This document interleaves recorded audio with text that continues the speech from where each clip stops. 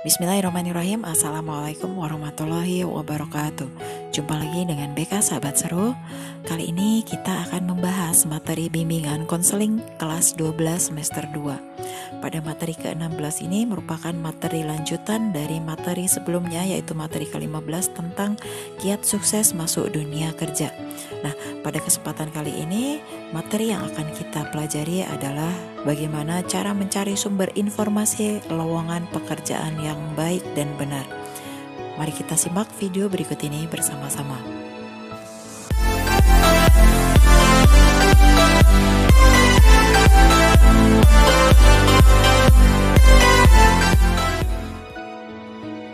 Lowongan pekerjaan adalah pekerjaan atau jabatan yang belum ada orang yang melaksanakan atau belum cukup jumlah orang yang melaksanakannya.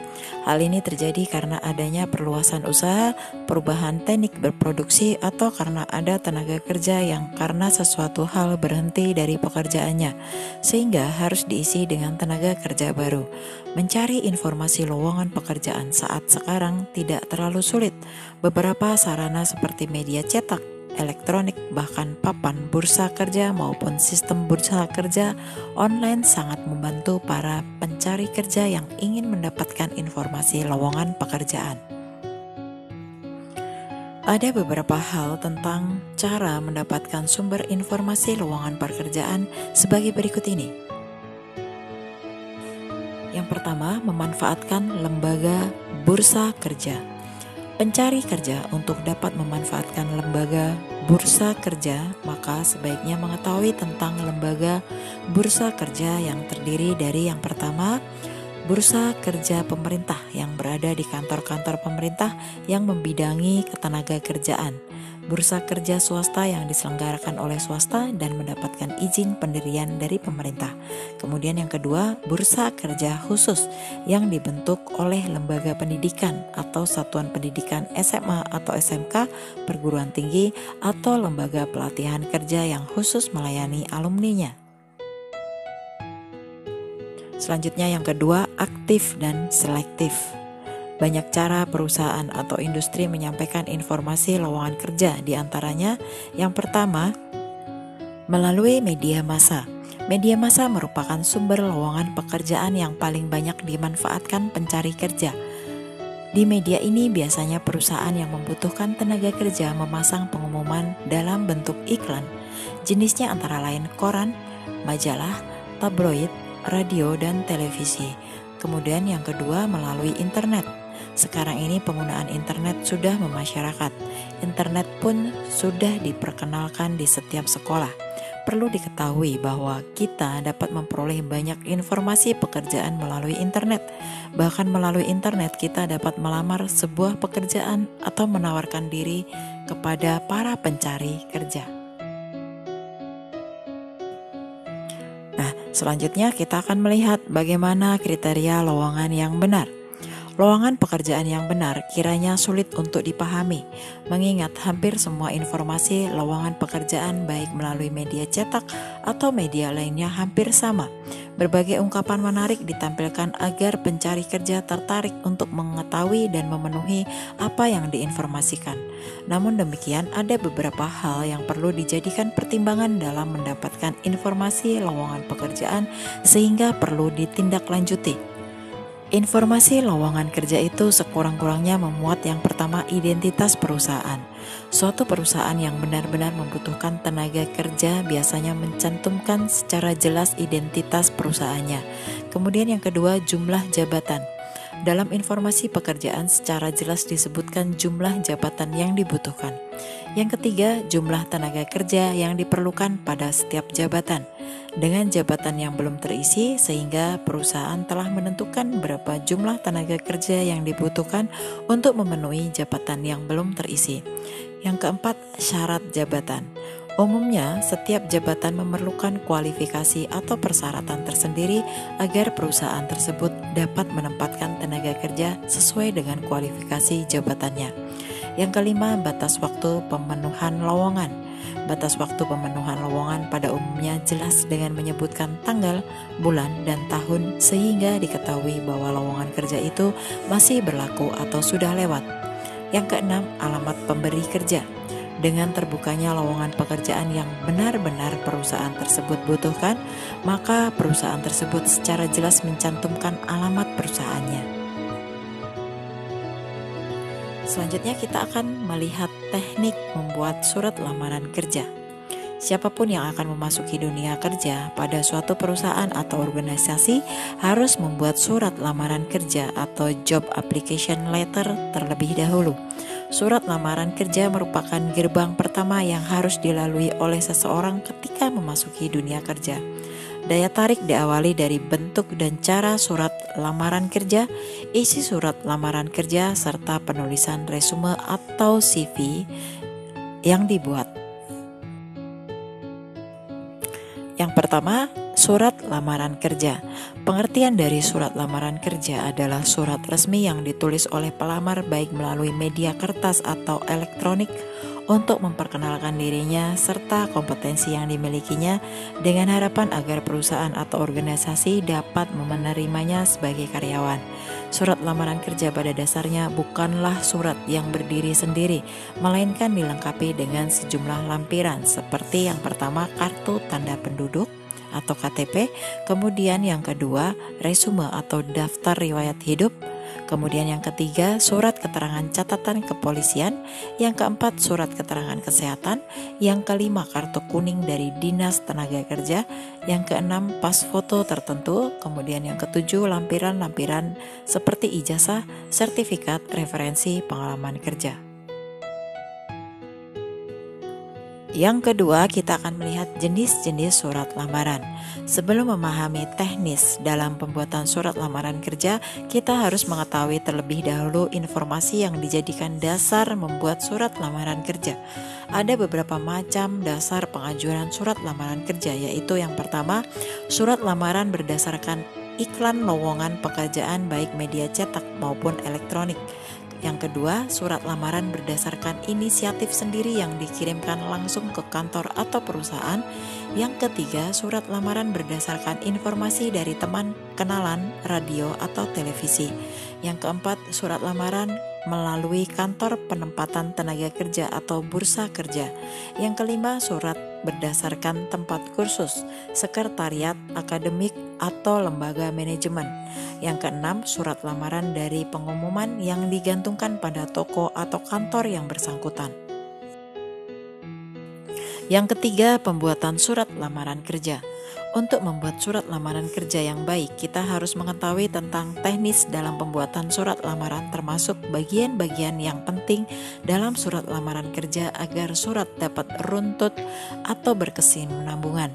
Surat lamaran kerja dibuat tidak panjang dan bertele-tele karena akan membuat jenuh orang yang membacanya. Dalam penulisan surat lamaran kerja yang baik, ada beberapa hal teknis yang perlu dipersiapkan terlebih dahulu. Di antaranya, yang pertama, menyiapkan kertas HVS atau folio bergaris. Gunakan saja jenis kertas yang standar dan ukuran yang standar. Sebaiknya kertas HVS kuarto atau A4 dengan ketebalan standar 70 gram. Kemudian yang kedua, amplop. Gunakan amplop berukuran standar dengan warna yang serasi dengan kertas suratnya. Kemudian yang ketiga, siapkan persyaratannya. Perhatikan lagi butir-butir persyaratan dalam iklan lowongan kerja. Yang keempat, siapkan dokumen pendukung. Jangan lupa sertakan juga dokumen-dokumen pendukung yang dapat menjadi bahan pertimbangan bagi perusahaan yang kita tuju. Hal yang perlu diperhatikan pada waktu membuat surat lamaran kerja adalah sebagai berikut. Yang pertama, lamaran dibuat sesingkat mungkin. Kemudian yang kedua, bentuk surat harus rapi. Yang ketiga, materi atau isi atau pengorganisasian surat lamaran. Secara umum, pengorganisasian penulisan surat lamaran kerja memiliki beberapa bagian, yaitu salam pembuka, alinea pembuka, alinea pertengahan, alinea penutup, dan salam penutup. Berikut ini penjelasan dari masing-masing paragraf. Yang pertama, salam pembuka. Biasanya berisi kata-kata dengan hormat atau Assalamualaikum warahmatullahi wabarakatuh. Kemudian yang kedua, alinea pembuka. Untuk menarik perhatian pembaca, pada paragraf pembuka perlu dicantumkan salah satu dari beberapa hal berikut ini, yaitu rangkuman, nama pemberi informasi, dan sumber publikasi. Misalnya berdasarkan iklan Bapak atau Ibu pada harian Kompas tertanggal sekian. Kemudian saya memperoleh informasi dari seseorang rekan saya, Bapak Iskandar. Atau saya adalah lulusan SMA tahun 2008 dan saya bermaksud mengajukan lamaran untuk lowongan seperti yang ada dalam iklan Bapak. Kemudian yang ketiga, alinea pertengahan. Dalam paragraf pertengahan ini pelamar perlu menjelaskan hal-hal berikut, yaitu pendidikan, pengalaman kerja, sikap, minat, aktivitas, dan kualitas. Misalnya, saya adalah lulusan SMA, saya pernah bekerja sebagai staf administrasi di suatu perusahaan tertentu. Kemudian yang kedua, saya adalah lulusan SMA, memiliki sikap percaya diri, pernah mengikuti organisasi tertentu. Kemudian yang keempat, alinea penutup. Paragraf terakhir atau penutup surat lamaran kerja umumnya berisi suatu harapan akan tindakan atau action. Seperti saya sangat menantikan jawaban dari Bapak. Atas perhatian Bapak pada surat lamaran ini saya ucapkan terima kasih, atau saya sangat senang untuk bertemu dengan Bapak pada waktu tertentu. Yang kelima yaitu salam penutup. Salam penutup ini mengakhiri isi surat, yaitu dengan ucapan wassalamualaikum warahmatullahi wabarakatuh atau hormat kami. Selanjutnya kita akan melihat bagaimana cara membuat surat lamaran melalui internet. Dengan perkembangan teknologi, melamar pekerjaan pun juga semakin mudah. Salah satu hasil teknologi yang dapat dipergunakan yaitu teknologi internet. Mengirim surat lamaran kerja melalui email sekarang bukan hal yang tabu. Ada dua cara mengirim surat lamaran melalui email, yaitu dengan attachment atau menggunakan kotak pesan tersedia. Namun akan lebih baik apabila kita mengirimkan resume melalui attachment dalam bentuk PDF. Data dalam bentuk PDF tidak akan berubah saat dikirim. Hal ini berbeda apabila kita mengirimkan data dalam bentuk lain, misalnya Word dokumen. Ada kemungkinan data berubah atau rusak saat dikirim. Berikut ini ada beberapa contoh surat lamaran kerja. Yang pertama, surat lamaran kerja berdasarkan inisiatif sendiri.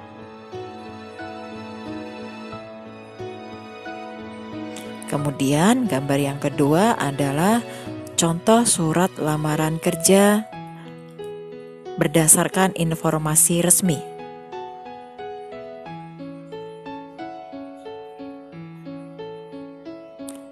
Gambar selanjutnya merupakan contoh surat lamaran kerja berdasarkan iklan.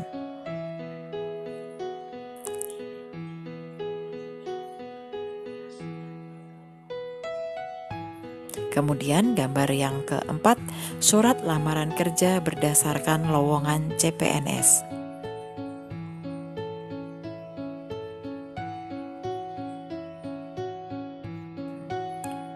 Kemudian selanjutnya kita akan membuat daftar riwayat hidup atau kurikulum vitae. Hal penting lainnya selain pembuatan surat lamaran adalah pembuatan daftar riwayat hidup. Apabila surat lamaran kerja memuat keinginan pelamar untuk bekerja, riwayat hidup memuat informasi tentang pelamar.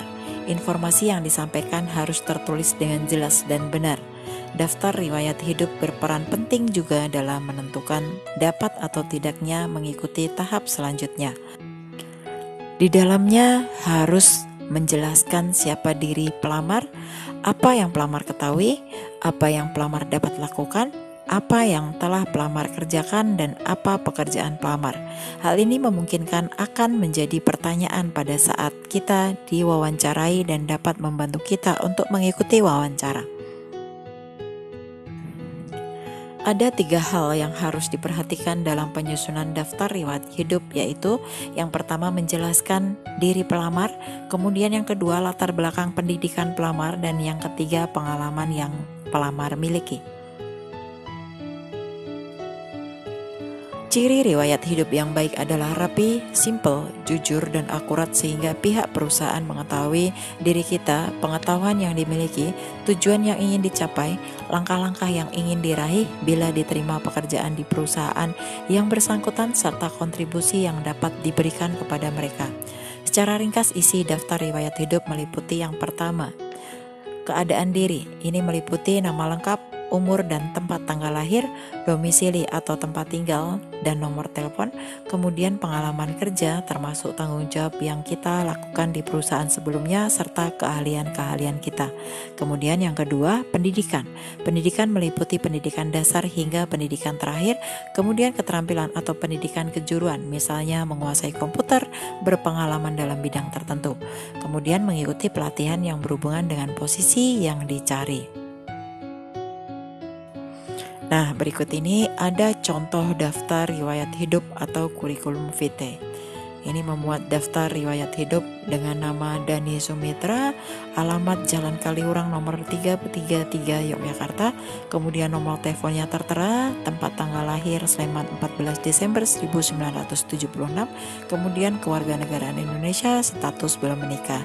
Kemudian pendidikan disebutkan dari SD, SMP hingga SMA, kemudian organisasi yang pernah dia ikuti yaitu OSIS, kemudian Karang Taruna, ya. Kemudian disebutkan juga hobi dan minatnya, kemudian ada informasi tambahan dan referensi. Nah, demikian tadi materi tentang bagaimana mencari sumber informasi lowongan pekerjaan yang benar serta bagaimana cara membuat surat lamaran beserta kurikulum vitae.